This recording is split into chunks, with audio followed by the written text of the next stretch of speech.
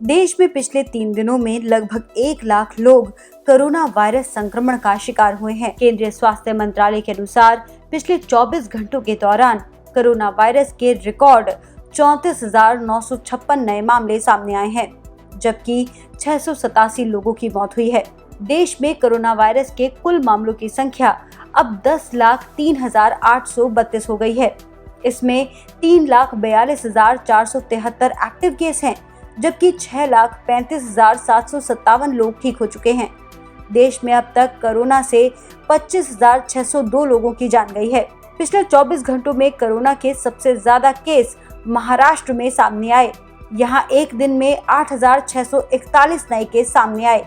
इसके बाद तमिलनाडु में 4,549, कर्नाटक में 4,169, आंध्र प्रदेश में 2,593, उत्तर प्रदेश में 2,058, दिल्ली में 1,652 और तेलंगाना में 1,676, पश्चिम बंगाल में 1,690 और बिहार में 1,152 नए मामले सामने आए।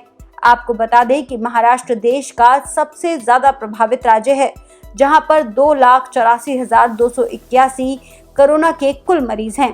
तमिलनाडु देश का दूसरा सबसे प्रभावित राज्य है, जहां पर आंकड़ा 1,56,000 से ज्यादा पहुंच गया है। देश की राजधानी दिल्ली तीसरा सबसे प्रभावित राज्य है, जहां पर 1,18,645 लोग कोरोना के मरीज हैं।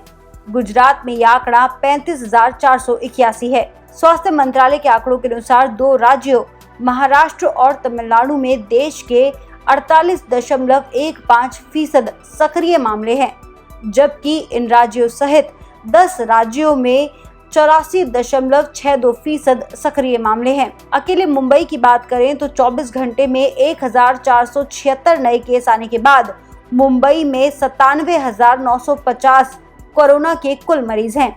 इसके अलावा गोवा में शुरू हुई 3 दिवसीय लॉकडाउन के बाद सड़कों पर भारी संख्या में पुलिस की तैनाती की गई है। सरकार ने राज्य में जनता कर्फ्यू का ऐलान कर दिया है। इसके तहत 8 बजे से सुबह 6 बजे तक सभी कुछ बंद रहेगा। ये प्रतिबंध 10 अगस्त तक लागू रहेगा।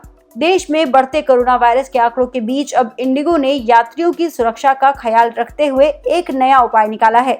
इंडिगो ने शुक्रवार को एक योजना शुरू की, जो एक यात्री को कोरोना वायरस महामारी के बीच अतिरिक्त सुरक्षा सुनिश्चित करने के लिए खुद के लिए 2 सीटें बुक कराने की अनुमति दी है। एयरलाइंस ने एक बयान में कहा, अतिरिक्त सीट के लिए शुल्क मूल बुकिंग लागत का 25% तक प्रभावी रहेगा। ये पेशकश 24 जुलाई 2020 से शुरू हो रही यात्री सेवाओं पर प्रभावी होगी। इंडिगो ने बयान में ये भी कहा कि 6E डबल सीट योजना यात्रा पोर्टल, इंडिगो कॉल सेंटर या हवाई अड्डे के काउंटरों के माध्यम से उपलब्ध नहीं होगी। इस योजना का लाभ केवल इंडिगो की वेबसाइट का उपयोग करके लिया जा सकता है। इसके साथ साथ देश में कोरोना वायरस की वैक्सीन बनाने की भी लगातार कोशिशें की जा रही हैं। पटना एम्स के 8 मरीजों के बाद अब हरियाणा के रोहतक स्थित post graduate institute of medical science में कोवैक्सीन का ट्रायल शुरू हो गया है। चिकित्सकों ने 3 स्वस्थ वॉलंटियर्स को वैक्सीन की पहली डोज दी है। तीनों के स्वास्थ्य पर इसका कोई विपरीत प्रभाव नहीं पड़ा है।